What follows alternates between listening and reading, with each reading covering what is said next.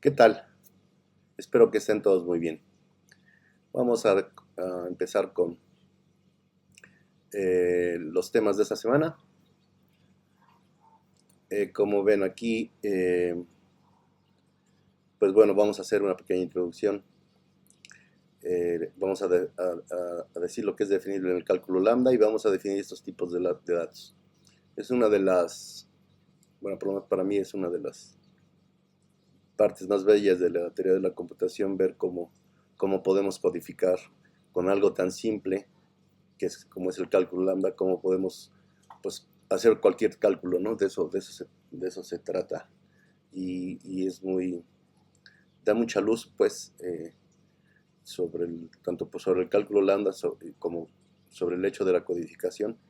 Este, esta, esta, Estas técnicas que vamos a ver de cómo definir cosas, que en principio suena raro porque estamos acostumbrados en cualquier lenguaje de programación que todos estos tipos vienen simples, vienen predefinidos ya en los diferentes lenguajes de programación. Pero bueno, vamos a ver que con el puro cálculo lambda podemos codificarlos y podemos en general hacer cualquier cálculo. Entonces, bueno, recordemos el cálculo lambda se basa en tres conceptos muy simples: abstracción, aplicación y reducción beta. Por supuesto, reducción beta, como saben, vía sustitución. Esa es la esencia del cálculo lambda. Como hemos visto, no hay más. Entonces, bueno, a pesar de que parece muy simple, es suficientemente expresivo para codificar todos los algoritmos. Esto está expresado por la tesis de Church, que lo hizo en los 30. Dice, todo lo que sea intuitivamente computable es definible en el cálculo lambda. Eso dijo Church en 1930. Es similar a la tesis de Turing. De hecho, el cálculo lambda es equivalente al poder de cálculo que tienen las máquinas de Turing, cosa que demostró Turing. Ok, entonces, bueno, si cualquier función computable o todo algoritmo se puede representar en el cálculo lambda, pues entonces es posible ver a un programa como un término lambda simplemente. Y bueno, esto es justamente los lenguajes llamados funcionales, pues se basan en eso, en el cálculo lambda. Y bueno, se les llama funcionales porque pues un programa en estos lenguajes es visto como una función y un cálculo se expresa o se realiza, mejor dicho, evaluando una función. Algunos lenguajes funcionales son Lisp, que fue el primer lenguaje funcional, que nació poquitito después que Fortran. Luego ML, Haskell y Miranda. ML pues es en lo que están trabajando ahorita. Entonces pues ya tienen experiencia con un lenguaje de programación funcional que está basado en el cálculo lambda. Claro, es un lenguaje con tipos, ¿verdad? El cálculo lambda no tiene tipos, si bien hay versiones de cálculo lambda con tipos. La original versión de cálculo lambda creada por Church no tenía tipos. Bueno, pues no es posible demostrar formalmente la tesis de Church porque se basa en la idea intuitiva de lo que es computable. No está formalmente definido eso. Pero sí podríamos refutarla, ¿no? Exhibiendo una función que intuitivamente sea computable y que no sea expresable en el cálculo lambda. Bueno, esto no ha ocurrido hasta ahora y no se espera que ocurra. Y como los diferentes modelos de lo que es computable, máquinas de Turing, sistemas de POST, máquinas de estado, de registros ilimitados, etcétera, son equivalentes al cálculo lambda, entonces, pues, como que la mayoría pensamos que efectivamente, aunque no se pueda demostrar, es cierta la tesis de Church o la tesis de Church-Turing. Entonces, bueno, no gasten su tiempo tratando de crear un programa, perdón, una función que sea intuitivamente calculable y que no pueda ser expresado en cálculo lambda. Lo más seguro que es que nosotros somos los que no podemos hacerlo, no es que no se pueda. Ok, tampoco existe una definición precisa de qué es un lenguaje de programación, ese es otro de los problemas. Pero bueno, eh, como dije, al menos nos gustaría, ¿verdad?, poder expresar tipos de datos elementales que ya vienen implícitos o interconstruidos en los lenguajes de programación que conocemos, como los naturales, los booleanos, pares, ¿no? Entonces, bueno, ¿cómo haremos esto? Bueno, pues primero necesitamos una representación como términos lambda de los naturales, ¿no? Y deben de tener, al menos deben de tener la propiedad de que si la representación de n es distinta a la representación de m, entonces, pues n y m deben de ser distintos. Queremos, ¿verdad?, representarlo mediante una forma normal, un término que ya no se pueda reducir más. Intuitivamente, pues ese sería el equivalente a lo que llamamos nosotros el valor, ¿no? En otros lenguajes de programación. Llevarlo a su valor. Y queremos que sea un término cerrado para que ninguna variable libre sea capturada al ponerse en un contexto más grande. Entonces, si el término es cerrado, garantizamos que no van a quedar atrapadas variables libres porque todas están acotadas. Recordemos que una característica de las funciones es que al evaluarlas en un argumento, siempre darán el mismo resultado, independientemente del contexto al que pertenezcan, o en el contexto que ustedes la ponen. Si quieren evaluar x al cuadrado, siempre debe dar x cuadrado, independientemente de si esa es una subexpresión de una expresión más grande. Y así con cualquier función. Ok. Pues vamos a tener que una representación de los números naturales en el cálculo lambda, pues va a ser una secuencia infinita de formas normales cerradas distintas, para que entonces podamos hablar que eso es efectivamente una buena representación de nuestros números naturales. Y también nos debería de servir para poder hacer cálculos. Entonces, decimos que esta construcción o secuencia infinita de formas normales cerradas debe ser sistemática en algún sentido. Y aquí es donde viene nuestra definición de qué es definible en el cálculo lambda. Dice, bueno, asuma que sabemos cómo representar a los números naturales en el cálculo lambda. Vamos a escribir entre corchetes a n, y eso significará el término lambda cerrado que representa el número natural n. Entonces, una función de naturales va a ser definible en el cálculo lambda si existe un término lambda entre corchetes f, tal que ¿qué? Es decir, tal que f entre corchetes aplicado entre corchetes o la representación de f aplicado a la representación de n sea igual beta. Ahorita vamos a ver qué es igual a beta, qué significa ser igual beta. ¿A quién? Pues a la representación de f de n.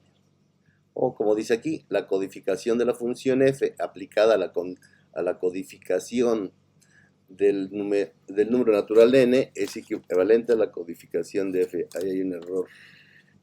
Dice codificación. Déjenme anotarlo para corregirlo. Ok. ¿Qué significa que sea equivalente beta? Bueno, pues esa igualdad beta, o mejor dicho, equivalencia beta, también se le llama convertibilidad beta. Y no es más que la cerradura reflexiva, simétrica y transitiva de reducción beta. Noten que teníamos reducción beta en muchos pasos, que era la cerradura simétrica y transitiva. Perdón, reflexiva y transitiva. Acá estamos agregando que sea simétrica. ¿Sale? Es decir, podamos ir hacia adelante y hacia atrás. Como dice aquí, ¿verdad? Los términos m, dicho de otra manera, los términos m y n son convertibles beta si existe una secuencia finita de reducciones beta, ya sea de izquierda a derecha o de derecha a izquierda entre m y n. Por eso queremos que sea reflexiva. Perdón, simétrica. Por eso queremos que sea simétrica, para poder ir de izquierda a derecha o de derecha a izquierda. Y bueno, lo único que dice, o intuitivamente lo que dice esta definición de convertible beta, es que finalmente los diferentes términos, o los términos que son convertibles beta, pues representan el mismo objeto. Como en el caso de la aritmética, 3 al cuadrado, 9 y 16 menos 7 representan al mismo objeto los tres, ¿no?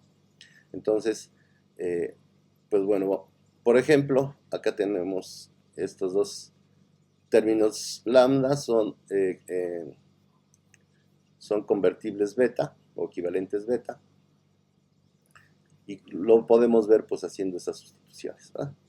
Por reducción beta, esta identidad la sustituimos aquí y nos da lambda y, lambda xx, lambda xyx, y luego, bueno, como en el cuerpo no aparece y, pues entonces simplemente me regresa lambda xx.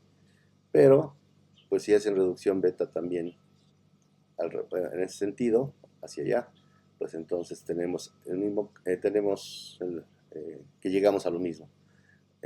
Acá no aparece x en el cuerpo, entonces esto no, se pierde, no tiene efecto. Entonces nos quedaría lambda y aplicado a lambda xx, y pues obviamente se reduce eso por reducción beta a la identidad. Dicho de manera, dos expresiones son equivalentes beta si ambas se reducen a la misma forma normal. ¿Vale? Ok. Bueno, entonces estas cuestiones nos van a servir para poder pues eso, representar esos tipos de datos en cálculo lambda. Bien, la pregunta que nos hacemos es ¿qué términos lambda representarán a true y false? Pues así es muy difícil responder. Primero, pues, estamos acostumbrados que siempre nos los dan, entonces, ¿qué término lambda escojo? Pues así no se puede. Lo que hacemos entonces es respondemos especificando formalmente el comportamiento que debe de tener true y false en algún contexto que no sea familiar. En nuestro caso, el contexto familiar para true y false es usando el condicional if then else, ¿sí? De tal manera que podamos especificar el comportamiento que deben exhibir y así poder definirlos. Ok, entonces vamos a ver, en cierto sentido, podemos pensar esto como un par de ecuaciones, entre comillas, ¿verdad? Que queremos resolver, ¿vale? Recuerden, cuál es el comportamiento del if then else. Le vamos a llamar ite.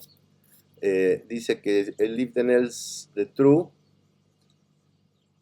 PQ, pues obviamente se reduce, ¿verdad? En uno o muchos pasos a P. Y el ite de false de PQ se reduce en muchos pasos a Q. Ok. De este par de ecuaciones, ¿qué podemos decir? Bueno, tanto true como false van a procesar dos argumentos, ¿verdad? True debe de procesar dos argumentos, P y Q. Y false debe procesar dos argumentos, P y Q. Pero con la diferencia que true procesa el primero, lo regresa e ignora el segundo. False hace lo contrario. Regresa el segundo e ignora el primero. ¿Cómo escribimos un término lambda que procese dos parámetros? Bueno, pues lo podemos escribir así, ¿verdad? Lambda x punto lambda y ya después le decimos qué hacemos. Pero así empezamos escribiendo un término lambda que procese dos argumentos. Lo vamos a abreviar, ya saben, de esta manera, quitando los paréntesis y pegando las variables. Y sabemos que el primer parámetro que va a procesar pues va a ser x y el segundo será y. Por lo tanto, pues ya casi tenemos resuelta nuestra, ¿quién es true? Pues lambda xy.x, ¿verdad? Procesa dos parámetros, regresa el primero y el segundo lo ignora. El segundo es ignorado y el primero lo regresa. False hace lo contrario. El primero lo ignora y regresa el segundo.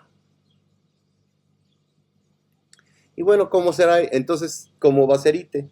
Pues ite pues va a ser, voy a esperar, ¿verdad? Ite espera un booleano, un p y un q.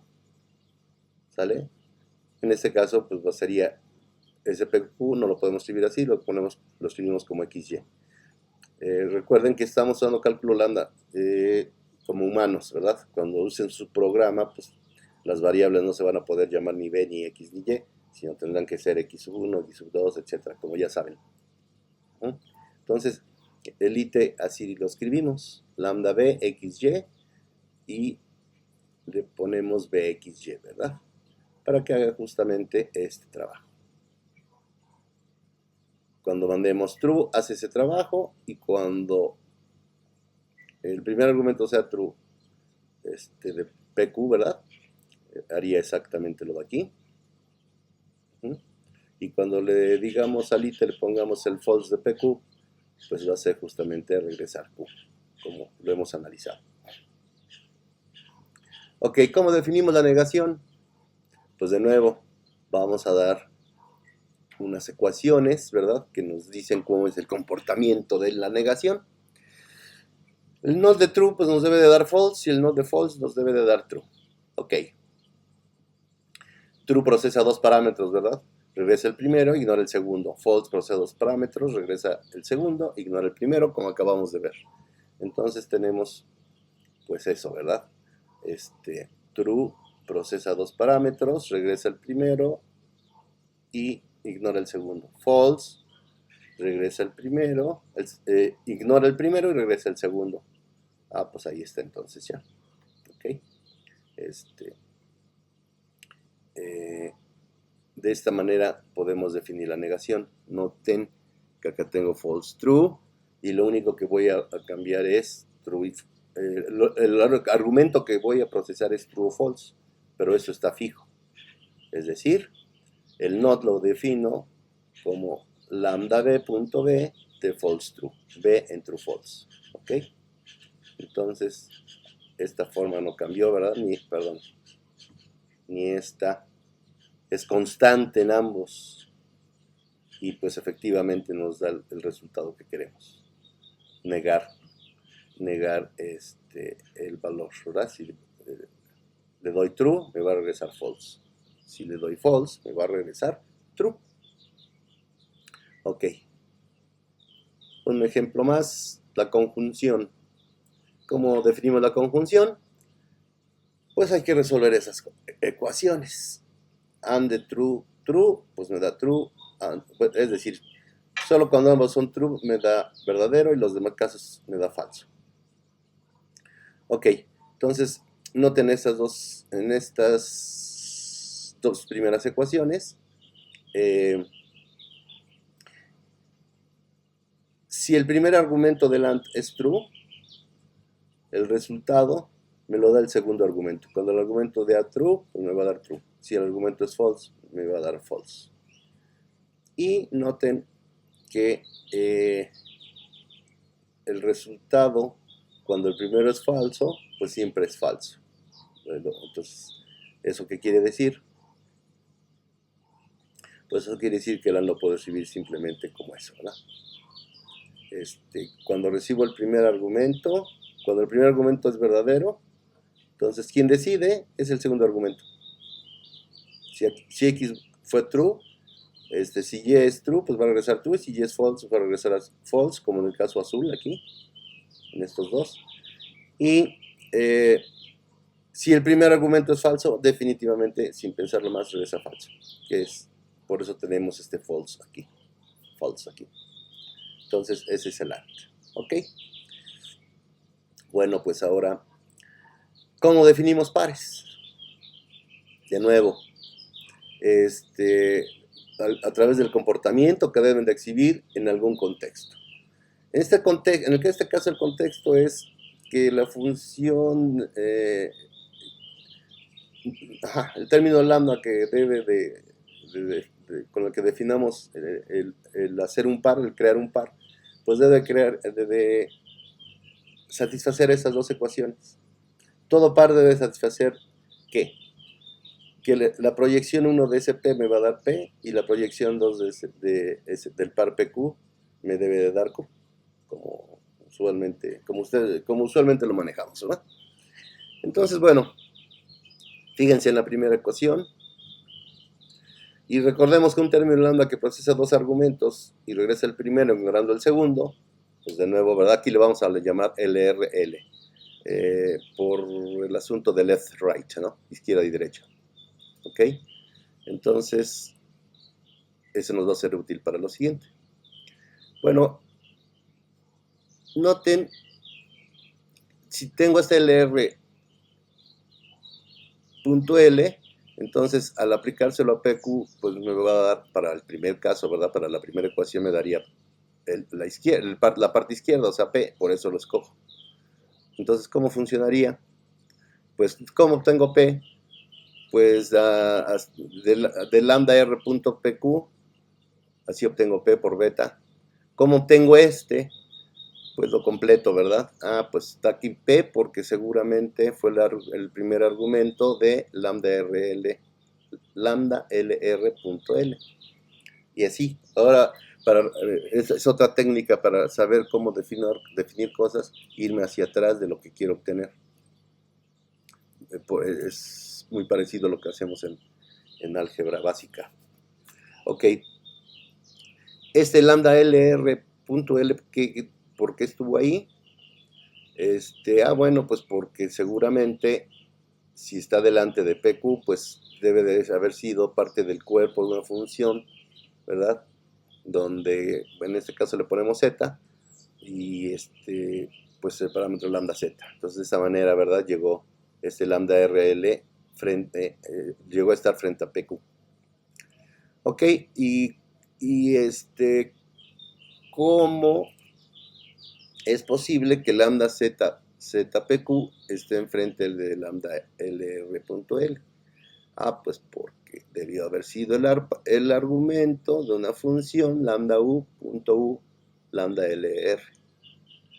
Y oh, qué bien, aquí obtenemos entonces ya quién es P sub 1, lambda U.U lambda LR.L. ¿Cómo obtenemos lambda ZPQ? Pues de nuevo, ¿verdad?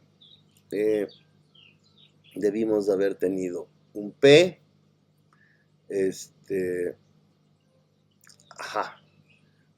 un lambda RZ.ZPR con Q, y luego, y este Q, ¿cómo llegó hasta aquí? Ah, pues porque fuera el segundo parámetro de algo de la forma lambda RZ.ZLR. Entonces, esta es la manera en la cual vamos a definir a pi, o al que nos hace el par, ¿verdad? Como aquí se ve. Voy a hacer pares, me van a dar dos elementos para hacer el par y yo regreso ZLR. ¿Ok? Así se forma un par. Y como ya vimos, pues aplicado a pi sub 1, ¿verdad? Se evalúa P y a pi sub 2 se evalúa Q. ¿Ok? Bueno, pues ahora sí llegamos a la parte de los numerales de Church. Ok, vamos a usar composición de funciones en este sentido. Si f y p son términos lambda, la aplicación de f aplicado a p la vamos a escribir f al cuadrado de p en lugar de f paréntesis fp. Iterar tres aplicaciones de f a p, lo vamos a poner f al cubo y pues va a ser lo mismo que f de f aplicado a p. En general, pues hacemos una, como uso usual, hacemos una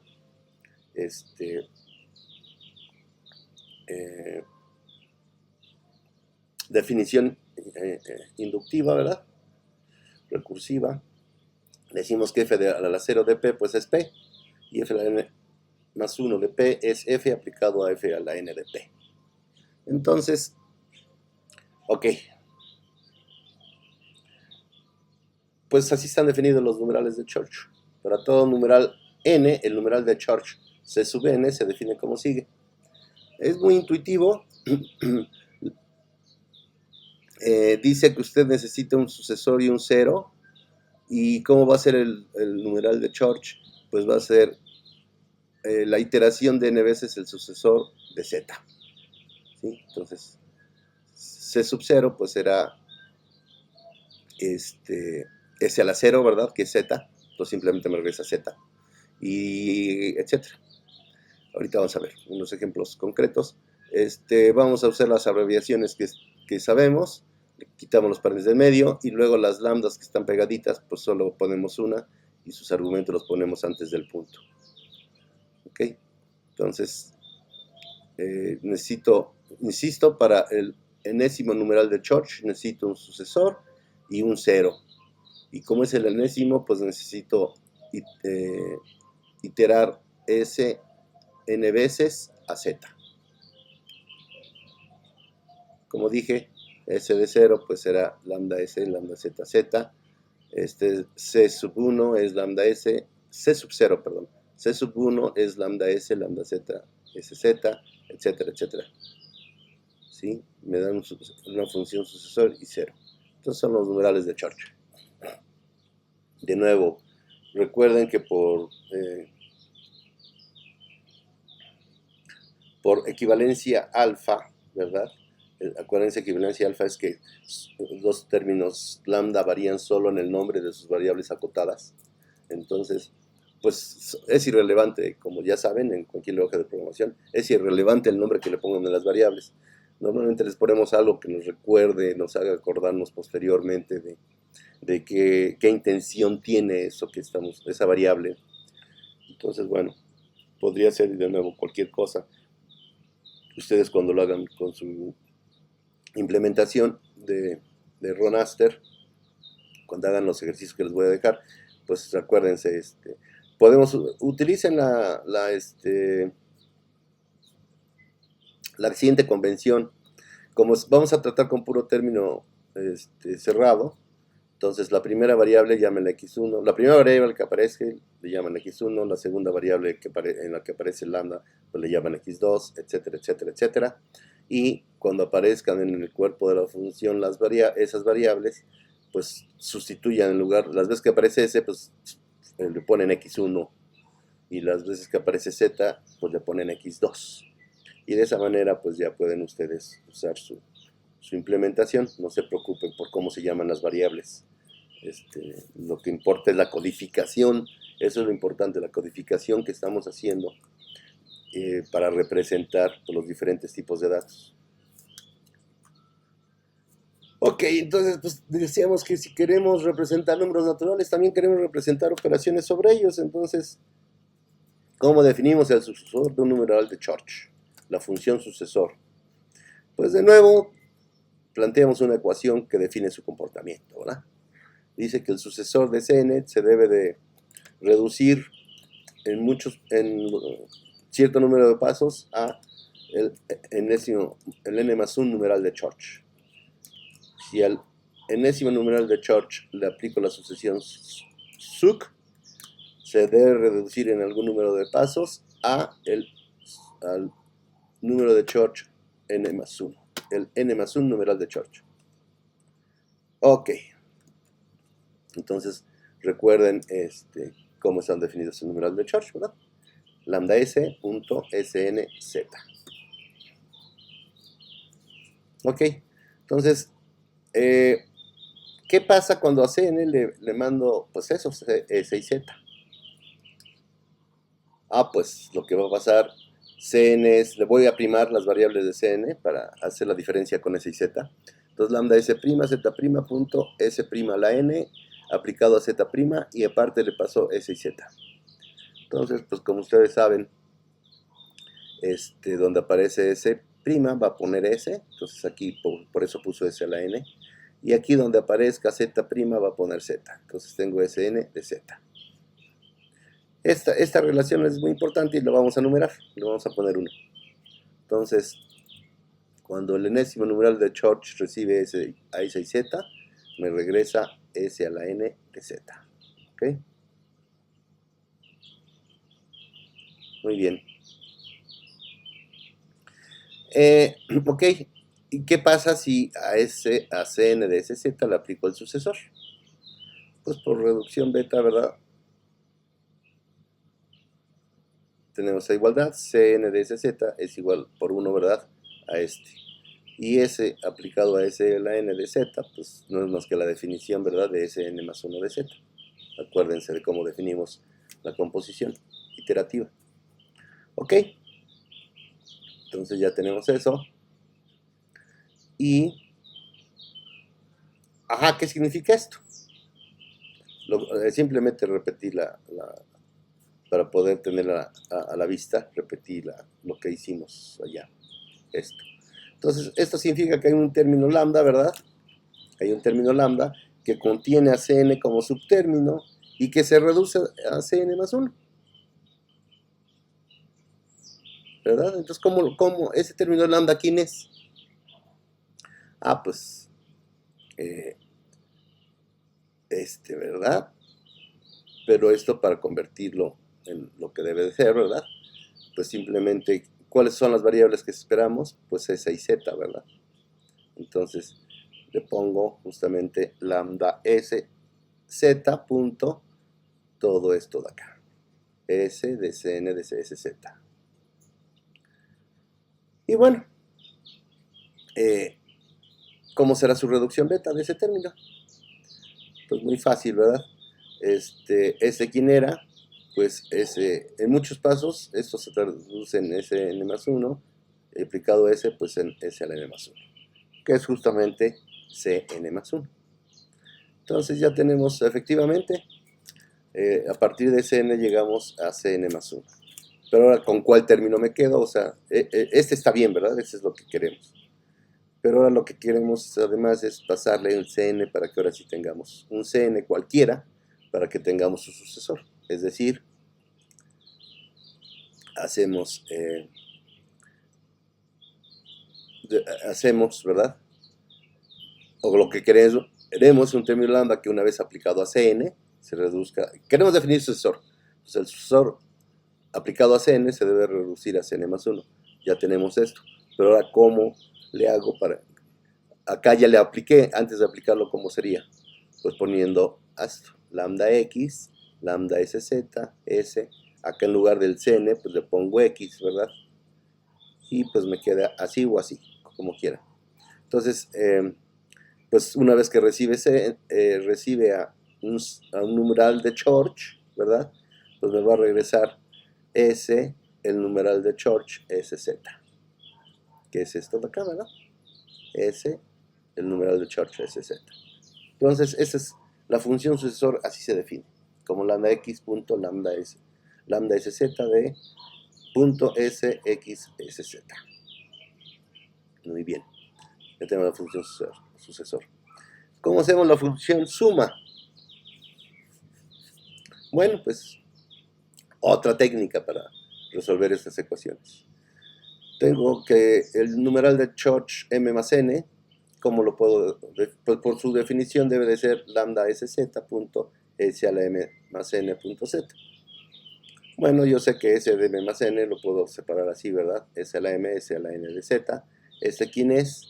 Pues ya sabíamos que por 1, ¿verdad? Por la relación 1 es Cn de sz aplicado a Cm. Pero ¿quién es S a la m de Cn de sz? Pues no es más que Cm, ¿verdad? De S de Cn de sz. ¿Ok? Entonces, y lo mismo, ahora ya nada más en lugar de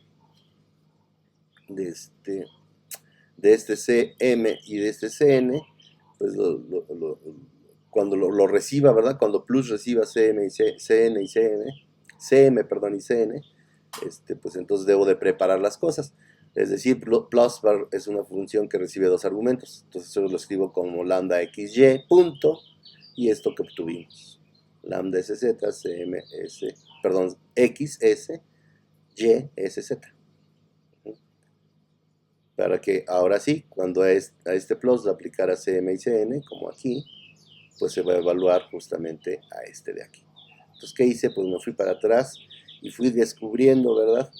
Aquí por propiedades de la álgebra básica que conocemos y por estas cuentitas, digamos, que ya habíamos hecho aquí. Esta de aquí, por 1. Ya no sé dónde esté 1.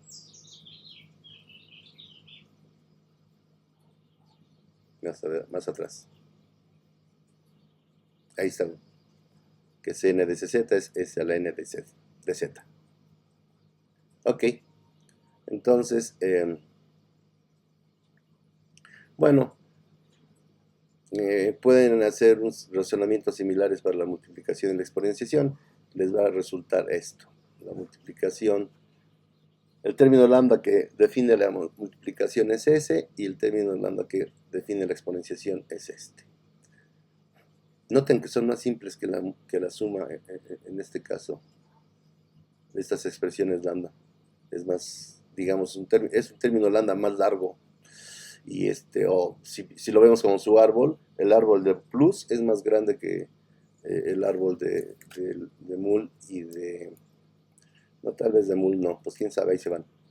Pero el exponencial es todavía más pequeño. Ok, bueno. Listas. De nuevo, ¿cómo defino la cabeza? ¿Cómo defino la cola? Ah, pues no sé. Lo que sí sé es que cumplen unas ecuaciones. ¿Cuáles son las ecuaciones? Que al construir una cabeza con una cola y pedir la cabeza me va a dar H. Y al construir una cabeza con una cola y pedir la cola me va a dar T. Si se fijan, es muy parecido a lo que hicimos con los pares y las proyecciones unidos. Es el mismo comportamiento. Bueno, entonces, ni lo vamos a escribir como xy.y. El cons lo vamos a escribir, ¿se acuerdan? Muy parecido a como lo hacíamos con los pares. Y la cabeza, pues igual. Si se fijan, eso es más que pi sub 1 y la cola no es más que pi sub 2. Entonces, bueno, así serían las listas. Ok, pues vienen esos ejercicios. Para esto que van a hacer, para lo que van a hacer hoy, necesitan implementar Ronaster de tal manera que, como dice ahí, que regrese una lista con los términos lambda que ha reducido numerados, empezando con el que originalmente se llamó y finalizando con la forma normal beta que calcula. Lo van a hacer con Ronaster porque recuerden que es la única regla de estrategia de reducción que nos garantiza que si el término lambda que estamos evaluando tiene una forma normal, va a llegar a esa forma normal. Más tarde posiblemente que las otras dos estrategias de reducción, pero sí llega, ¿sale? Entonces, por eso no lo pido sobre las otras estrategias de reducción, sino sobre la de orden normal, ¿no? Sobre Ronaster. Entonces, como ejemplo, aquí les puse un ejemplito, usando el ejemplo 13, le damos Ronaster, por supuesto yo ya la tengo programada para que haga eso. Entonces, ese es el ejercicio 13, calculamos Ronaster de todo eso.